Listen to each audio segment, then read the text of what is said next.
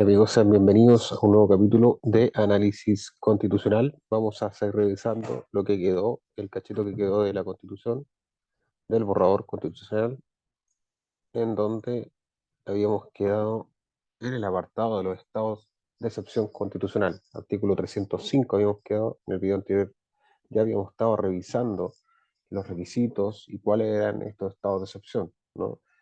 El de asamblea, el de sitio y el de catástrofe, ¿no? El 305 nos dice que una vez declarado el estado de excepción se constituirá una comisión de fiscalización dependiente del Congreso de Diputadas y Diputados, de composición paritaria, plurinacional, integrada por diputadas y diputados, por representantes regionales y por representantes de la Defensoría del Pueblo, en la forma que establezca la ley. Dicho órgano debe o deberá fiscalizar las medidas adoptadas bajo el estado de excepción, para lo cual emitirá informes periódicos que contengan un análisis de ellas, su proporcionalidad y la observancia de derechos humanos y tendrá las demás atribuciones que le encomiende la ley. O sea, una vez que es declarado el estado de excepción, se forma también una comisión de fiscalización integrada por el Congreso, de composición paritaria, plurinacional, también por representantes regionales y también por representantes de la Defensoría del Pueblo. Y esta comisión tiene el deber de fiscalizar todas estas medidas se sujeten, ¿no?, a la proporcionalidad y a la observancia de los derechos fundamentales.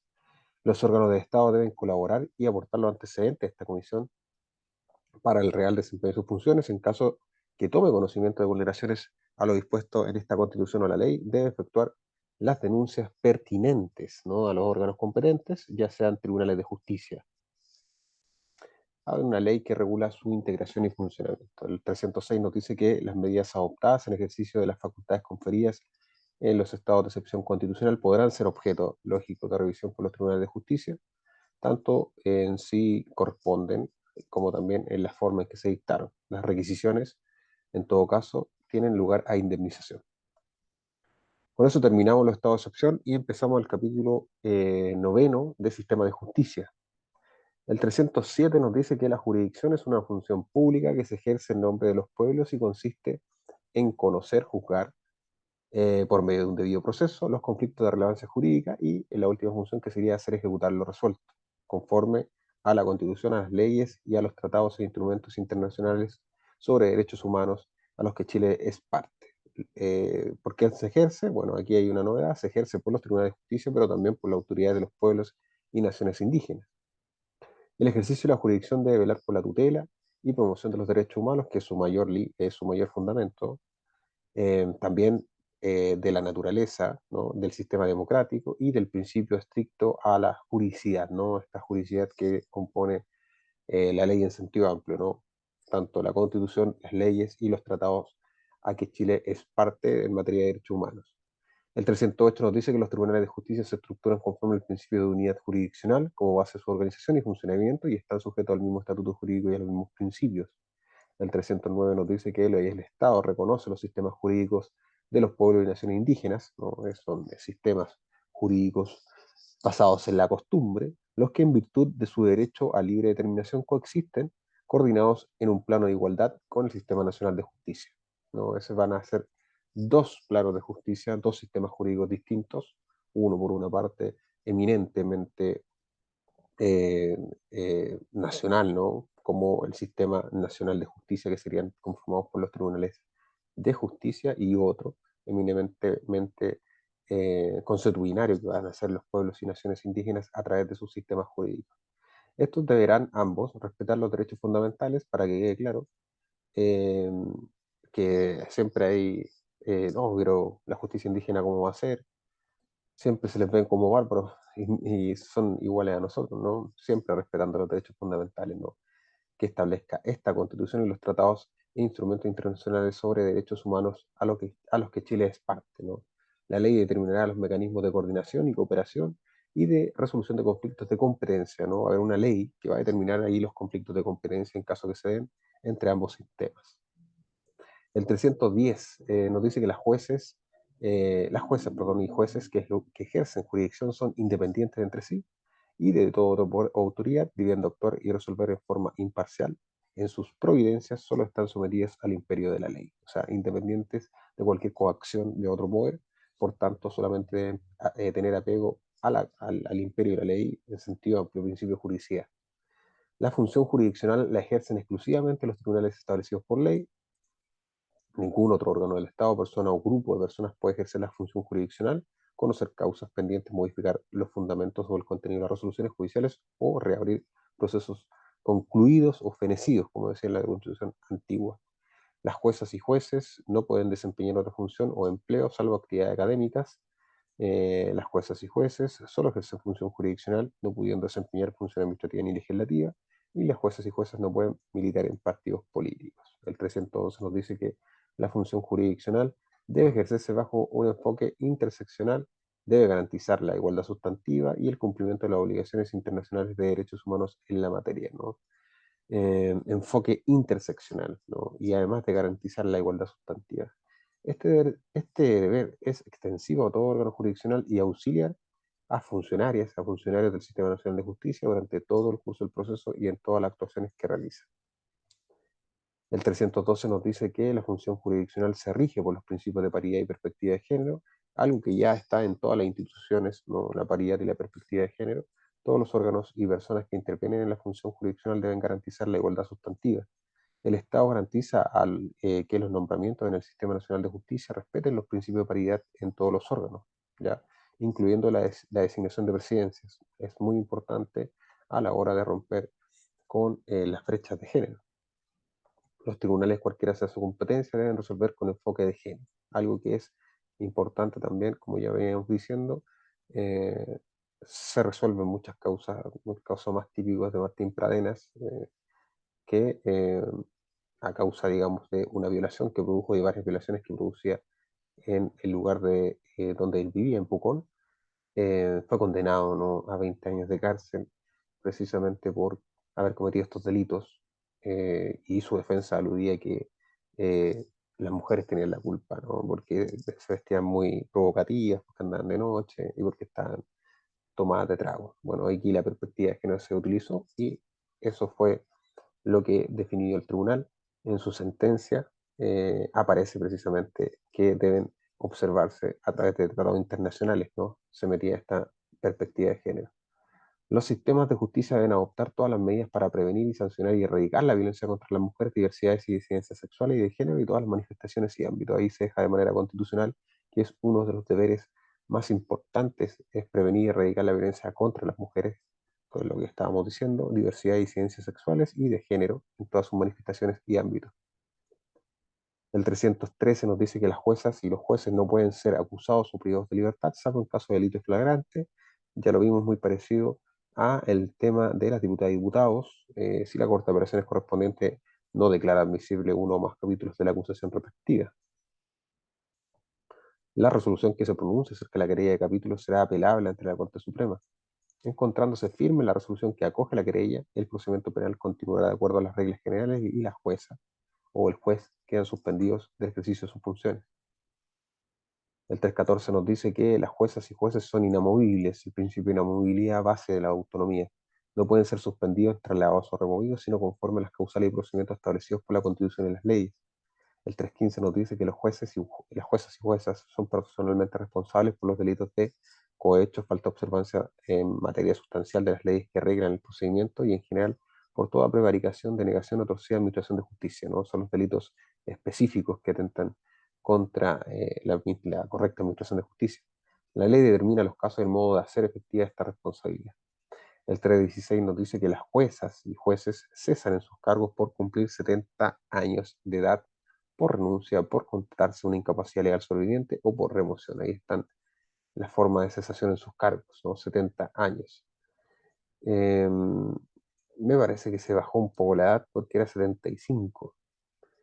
El 317 dice que reclamada su intervención en la forma legal, el principio de inexcusabilidad sobre materia de su competencia, los tribunales no pueden excusarse de ejercer función en un tiempo razonable ni a una falta de norma jurídica expresa que resuelva el asunto sometido a su decisión. El ejercicio de la jurisdicción es indelegable. El 318 nos dice que para hacer ejecutar las resoluciones y practicar o hacer practicar las actuaciones que determine la ley, los tribunales de justicia pueden impartir órdenes o instrucciones directas a la fuerza pública.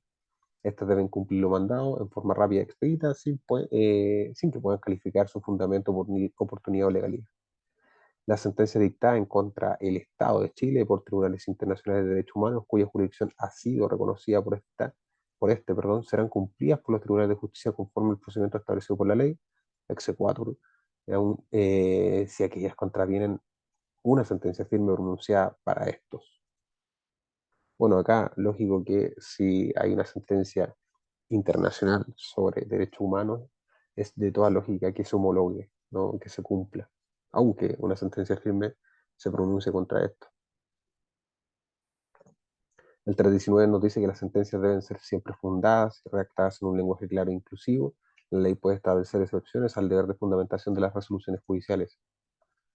Todas las etapas de los procedimientos y las resoluciones judiciales son públicas, ¿no? Principio de publicidad, bueno, hay excepciones. La ley puede establecer su reserva y secreto en casos calificados y sabemos que caso de familia es reservado. El 320 dice que el acceso a la función jurisdiccional será gratuito, sin perjuicio de las actuaciones judiciales y sanciones procesales establecidas por ley. La justicia arbitral será siempre voluntaria. La ley no puede establecer arbitrajes forzosos. Bueno, habían arbitrajes forzosos sí establecidos. Aquí se borra con el arbitraje forzoso en, en materia testamentaria. Hay varios arbitrajes forzosos. Bueno, acá se borra con eso, ¿no? Es siempre voluntario y va a haber funciones jurisdiccionales específicas para tramitar eso de manera gratuita. El 321 nos dice que la función jurisdiccional se basa en principios rectores de la justicia abierta que se manifiestan en la transparencia, participación y colaboración con el fin de garantizar el Estado de Derecho, promover la paz social y fortalecer la democracia.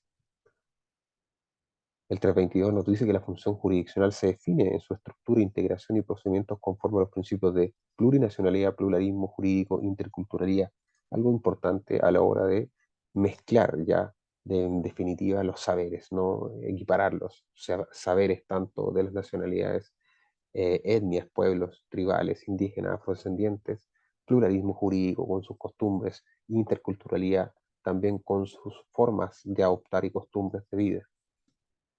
Cuando se trata de personas indígenas, los tribunales y sus funcionarios deben adoptar una perspectiva intercultural en el tratamiento y resolución de las materias de su competencia, tomando debidamente en consideración, como decíamos, las costumbres, tradiciones, los protocolos y los sistemas normativos de los pueblos indígenas, conforme a los tratados de instrumentos internacionales de derechos humanos a los que Chile es parte. El 323 nos dice que es deber del Estado promover e implementar mecanismos colaborativos de resolución de conflictos que garanticen la participación activa y el diálogo. Solo la ley puede determinar los requisitos y efectos de los mecanismos alternativos de resolución de conflictos. El 324, por su parte, nos dice que las personas que ejercen jurisdicción en órganos unipersonales o colegiados se denominan juezas o jueces. No existirá jerarquía entre quienes ejerzan jurisdicción y solo se diferenciarán por la función que desempeñen. Además, no recibirán tratamiento honorífico alguno. Aquí acaba ya con su excelentísima eh, el tratamiento, digamos, honorífico que merecían los jueces. De alguna forma se acaba la jerarquía entre los jueces, ¿no? Todos los jueces son iguales, ¿no? Tienen las mismas, las mismas justicias como horizontal, no una justicia vertical, ¿no? Y eso determina que entre cada uno de ellos se diferencien por la función que asuman, ¿ya? Jueces de cortes colegiadas, como la Corte de Apelaciones, jueces unipersonales, como jueces de letras, colegiados como el Tribunal Oral en lo Penal, etc. Solo la ley podrá establecer cargos de jueces y jueces, ¿no? La Corte Suprema y las Cortes de Apelaciones solo podrán ser integradas por personas que tengan la calidad de jueces o jueces titulares, interinos, suplentes o subrogantes. La planta personal y la organización administrativa interna de los tribunales será establecida por ley. El 325 nos dice que el Sistema Nacional de Justicia goza de autonomía financiera. Anualmente se destinará en la ley de presupuesto los fondos necesarios para su adecuado funcionamiento. El 326, bueno, eso es básico para la autonomía, ¿no? Los tribunales deberán cumplir con el principio de proximidad y itinerancia, algo que ya no se hacía hace mucho tiempo, en el sentido de los tribunales itinerantes, acercarse a donde está el conflicto, generalmente a cabo de que esta constitución, establece la ruralidad como una realidad permanente del Estado de Chile. Con la finalidad de garantizar el acceso a justicia y la tutela jurisdiccional efectiva, podrán funcionar en localidades situadas fuera de su lugar de asiento, siempre dentro del territorio de su competencia. Eso es muy importante, ¿no? Muy importante establecido a través del 326, ¿no? El principio de itinerancia, ¿no? O de proximidad. Itinerancia. Estas normas sí están en el Código de Procedimiento Civil, pero nunca han estado en una constitución. Le da un rango mucho mayor que la ley. Recordemos que el Código de Procedimiento Civil es ley, y lo que hace que sea aparte, ¿no? De su principio madre, tomando en cuenta la ruralidad, como dice. El 327 nos dice que el Sistema Nacional de Justicia está integrado por la justicia vecinal, ¿ya? Los tribunales de instancia, las Cortes de Apelaciones y la Corte Suprema. O sea, el Sistema Nacional de Justicia está integrado por justicia vecinal, tribunales de instancia, Cortes de Apelaciones y Corte Suprema. Por su parte, la Corte Suprema es un órgano colegiado con jurisdicción en todo el país que tiene como función velar por la correcta aplicación del derecho y uniformar su interpretación, ¿no? Queda su misma función, así como las demás atribuciones que establezca la Constitución y la ley. Se compondrá de 21 juezas y jueces y funcionará en pleno en salas especializadas, tal como funciona ahora. Sus juezas y juezas, perdón, durarán sus cargos máximo 14 años sin posibilidad de reelección. Establecen una duración, ¿no? De los magistrados de las Cortes Supremas como máximo 14 años. Me parece del todo bien, ¿no? Porque se necesita de alguna forma que roten la uniformidad del derecho, parte de esa base. La presidencia de la Corte Suprema será ejercida por una persona elegida por sus pares, ¿no? Durará en sus funciones 2 años sin posibilidad de ejercer nuevamente el cargo. Quien ejerce la presidencia no podrá integrar ninguna de las salas.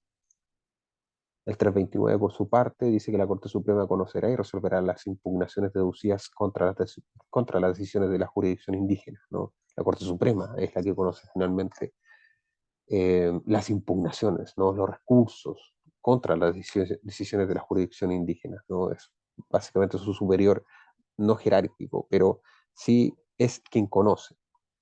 Lo hará en sala especializada, asistida por una consejería técnica integrada por expertos de la cultura y derecho propio en la forma que establezca la ley. El 330, por su parte, nos dice que las Cortes de Apelaciones son órganos colegiados con jurisdicción sobre la región o parte de ella. Su función principal es resolver las impugnaciones, ya que de las resoluciones dictadas por los tribunales de instancia, así como las demás competencias que establezca la Constitución y la ley. Funcionan en pleno o en salas preferentemente especializadas. La presidencia de cada Corte de Apelaciones será ejercida por una persona elegida por sus pares que dura 2 años en su cargo también. El 331, por su parte, nos dice que son tribunales de instancia, los civiles, penales de familia, laborales, de competencia común o mixtos, administrativos, ambientales, vecinales, de ejecución de pena y los demás que establezca la Constitución y la ley. Tribunales vecinales es una nueva forma de hacer justicia o revisar a qué se trata. La organización de las atribuciones, la competencia y el número de juezas y jueces que integran estos tribunales son determinados por ley. El 332 nos dice que los tribunales administrativos conocen y resuelven las acciones dirigidas contra la administración del Estado o promovidas por esta y en materia que establezca la ley. Se crean los tribunales administrativos que no existen actualmente en el esquema real, lo que genera un montón de problemas, ¿no? Los tribunales administrativos deberían haber sido creados por ley y actualmente no lo hacen, ¿no? Así que es muy, muy, muy fundamento para aprobar la Constitución. Para su conocimiento y resolución, la ley establecerá un procedimiento unificado sin expedito. Habrá al menos un tribunal administrativo en cada región del país, podrá funcionar en salas especializadas. Los asuntos de competencia de estos tribunales no podrán ser sometidos a arbitraje. El 333, por su parte, nos dice que los tribunales ambientales conocerán y resolverán acerca de la legalidad de los actos administrativos en materia ambiental, de la acción de tutela de derechos de la naturaleza, derechos ambientales, de la reparación por el daño ambiental y las demás que señalen la Constitución y la ley. Habrá al menos un tribunal ambiental en cada región, cosa que actualmente no es así. Así que también es importante con respecto a los tribunales ambientales. Hoy no es así. Por ejemplo, el tribunal que corresponde a la región de Coquimbo es el de Antofagasta. ¿Ya? Eh, eso es como que contribuye a denegar la justicia, a no resolver los conflictos. En cambio, uno en cada región parece muy, muy bueno. La ley regulará la integración, competencia y demás aspectos que sean necesarios para su adecuado funcionamiento. Las acciones para impugnar la legalidad de los actos administrativos que se pronuncien sobre materia ambiental y la solicitud de medidas cautelares podrán interponerse directamente ante tribunales ambientales, sin que pueda exigirse el agotamiento previo de la vía administrativa. Ya acá hay un cambio paradigmático. Se puede impugnar la legalidad de actos administrativos a través de la vía judicial de inmediato y no es necesario cumplir con haber terminado la vía administrativa. Es un cambio, porque hoy en día no es así. Lo primero que se requiere por un tribunal ambiental es haber agotado la vía administrativa. Esto cambia, sin lugar a dudas, la forma de concebir la justicia ambiental, una forma más expedita, ¿no? Una forma que exige, ¿no? Que en materia ambiental sea de inmediato, ¿no? La resolución o la sentencia, ¿no? El 334 nos dice que la justicia vecinal se compone por juzgados vecinales y los centros de justicia vecinal. Ya, es una creación nueva, ¿no? Justicia vecinal, veámosla de qué se trata. Justicia vecinal parece muy interesante. Vamos a anotar esto del 333 con respecto a la vía administrativa como sin agotamiento para impugnar, ¿no? El 334 nos dice, como decíamos, que la justicia vecinal se compone por los juzgados vecinales y los centros de justicia vecinal. En cada comuna del país que sea asiento de una municipalidad habrá a lo menos un juzgado vecinal que ejercerá la función jurisdiccional respecto de todas aquellas controversias jurídicas que susciten a nivel comunal, que no sean de competencia de otro tribunal y de los demás asuntos que la ley les encomiende, conforme a un procedimiento breve, oral, simple y expedito. Tribunales que vendrían a reformar lo que es actualmente los juzgados de policía local. Una reforma que se hace falta porque el procedimiento cambiaría a ser oral, breve y expedito. Actualmente es escrito, es muy largo y no es expedito. Así que hay un cambio bien bueno para los juzgados de policía local que se cambiarían por estos juzgados vecinales. El 335 nos dice que los centros de justicia vecinal son órganos encargados de promover la solución de conflictos vecinales y de pequeña cuantía dentro de una comunidad determinada por ley, ¿ya? Centros de justicia vecinal, órganos encargados de promover la solución de conflictos vecinales y de pequeña cuantía, sobre la base del diálogo social, la paz y la participación de las partes involucradas. Se debe priorizar su instalación en zonas rurales y lugares alejados de áreas urbanas. Los centros de justicia vecinal deberán orientar e informar al público en materias jurídicas, haciendo las derivaciones que fuesen necesarias, así como ejercer las demás funciones que la ley les encomiende. La organización, atribución, materias y procedimientos que correspondan a los centros de justicia vecinal se regirán por ley respectiva. Muy bien, con respecto a esta creación de los centros de justicia vecinal, ¿no? Y los tribunales vecinales, los tribunales y los centros de justicia vecinal que cambiarían la forma de concebir la justicia actualmente por los tribunales, los juzgados de policía local. El 336 nos dice que los tribunales de ejecución de penas velarán por los derechos fundamentales de las personas condenadas o sujetas de medidas de seguridad, conforme a lo reconocido por esta Constitución y a los tratados e instrumentos internacionales de derechos humanos, procurando su integración e inserción social. Tribunales de ejecución de pena que tampoco existen, porque esta función la asume el juzgado policial, el tribunal de garantía, ¿no? El juzgado de garantía. eh, Me parece que va a ser reemplazado por esto, o quizás no, hay que verlo, pero por lo que veo solamente se dedican a velar por los derechos fundamentales de las personas condenadas, ¿ya? Así que tribunales de ejecución de pena.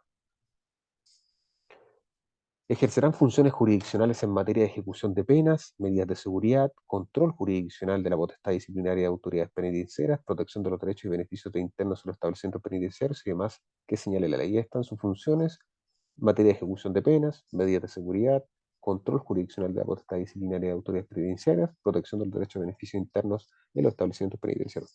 Todo con relevancia a el cumplimiento de penas, el cumplimiento de medidas de seguridad y control de la potestad disciplinaria de las autoridades, llámese eh, autoridades con respecto a los gendarmes, no los gendarmes, que les ayudaría de todas dudas. El 337 nos dice que el sistema de cumplimiento de las sanciones penales y de las medidas de seguridad se organiza sobre la base del respeto a los derechos humanos y tendrá como objetivo el cumplimiento de la pena y la integración e inserción social de la persona que cumple la condena judicial. Integración social, ¿no? Inserción social, ese es el fin de la pena, ¿no? Se establece el fin de la pena. Es deber del Estado, en su especial posición de garante frente a las personas privadas de libertad, velar por su protección y ejercicio efectivo de sus derechos fundamentales consagrados en la Constitución y los tratados de derechos humanos.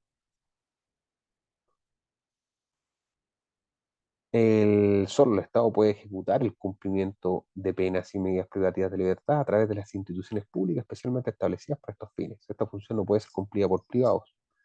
Para la realización, integración y reparación de las personas privadas de libertad, los establecimientos penitenciarios deben contar con espacios para estudio, trabajo, deporte, artes y cultura. ¿No? Deben contar con esos espacios, muy importante para la gente privada de libertad, ¿no? Que se establezca esto por constitución. En el caso de las mujeres y personas gestantes, madres lactantes, el Estado adoptará las medidas necesarias, tales como infraestructura y equipamiento en los regímenes de control cerrado abierto y postpenitenciario. Eso es con respecto al Tribunal de Ejecución de Pena. El tribunal, por su parte, calificador de elecciones, conocerá el escrutinio general y de la calificación de las elecciones de las autoridades electas por votación popular a nivel nacional, resuelve las reclamaciones que se susciten y proclamará los, los que resulten elegidas y elegidos. Además, conocerá y resolverá los reclamos administrativos que se entablen contra los actos del servicio electoral y las decisiones emanadas de los tribunales supremos u órganos equivalentes de organizaciones políticas. También conoce y resuelve sobre las inhabilidades, incompatibilidades y causales de cesación de cargo de diputadas y diputados y de los representantes regionales. De igual manera, calificará la renuncia de estos cuando les afecte una enfermedad grave debidamente acreditada que les impida desempeñar su cargo. Dicho tribunal conocerá además de los plebiscitos nacionales y tendrá las demás atribuciones que determine la ley. El tribunal valorará la prueba conforme a las reglas de la sana crítica. Estará constituido por 5 juezas y jueces designados por el Consejo de Justicia, quienes deberán postular en la forma y oportunidad que determine la ley respectiva. Duran 6 años en sus funciones. Una ley regulará la organización y el funcionamiento del Tribunal Calificador de Elecciones, su planta, remuneración y estatuto personal. Ahí está el Tribunal Calificador de Elecciones en el 339. 340, por su parte, los tribunales electorales regionales ahora están encargados de conocer el escrutinio general y la calificación de las elecciones a nivel regional, comunal y de organismos de la sociedad civil y demás organizaciones reconocidas por esta Constitución o por la ley, así como resolver las reclamaciones que den lugar o proclamar las candidaturas que resulten electas. Conocerán asimismo los plebiscitos regionales comunales sin perjuicio de las demás atribuciones que determine la ley. Sus resoluciones serán apelables y su conocimiento corresponderá al Tribunal de Elecciones en la forma que determine la ley. Igualmente les corresponderá conocer la calificación de elecciones de carácter gremial y de las que tengan lugar aquellas organizaciones que la ley señale. Los tribunales electorales regionales están constituidos por 3 juezas y jueces designados por el Consejo de Justicia, los cuales deben postular en la forma de oportunidad que determina la ley respectiva. También duran 6 años en el cargo. Estos tribunales valoran la prueba de la misma manera que el Tribunal Calificador de Elecciones, sana crítica, y la ley regular la organización y funcionamiento de los tribunales regionales, planta, remuneración y estatuto personal. El 341 dice que la gestión administrativa y superintendencia directiva correccional del Tribunal Calificador de Elecciones y de los tribunales electorales regionales corresponde al Consejo de Justicia. Consejo que precisamente vamos a revisar ahora. En el siguiente capítulo acabamos de ver todo lo que es la justicia, ¿no? Avanzamos bastante, cosas interesantes que revisar. Lo decíamos, la creación de tribunales ambientales aparece como una un gran logro. La creación de tribunales ambientales regionales, algo que actualmente no está. Poder agotar la vía administrativa, o sea, la no necesidad de agotar la vía administrativa para impugnar resoluciones de La administración, en cuanto a materias ambientales, también parece muy bien la abolición de los juzgados de policía local con este intercambio por los tribunales vecinales, ¿no? Centros vecinales también, el principio de itinerancia de los tribunales que ayudaría al acercamiento de la ruralidad, eh, y los tribunales de ejecución de pena que velan por los derechos fundamentales y también para la real inserción, ¿no? Que los centros penitenciarios deben tener ahora centros de arte, centros de trabajo, centros de justicia, perdón, centros de rehabilitación, centros especializados para las madres también, gestantes. Así que eso sería por hoy. Vamos a dejar el capítulo hasta acá y vamos a quedar en lo que corresponde al Consejo de Justicia, que sería la forma en que dirige toda la justicia. Por su parte, cambiaría de la estructura que actualmente tenemos.